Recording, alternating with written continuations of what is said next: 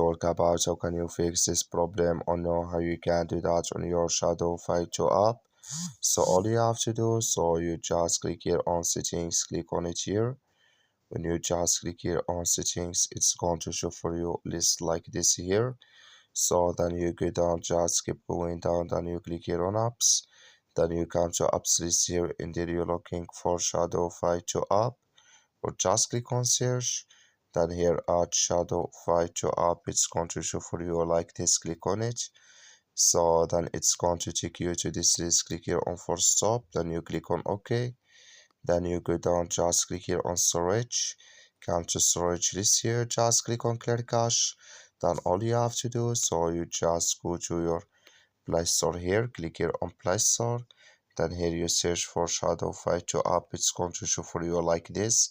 You will find here update, click on it, then it's going to work with you. That's all you have to do. Thank you for watching. Don't forget to support us by like and subscribe.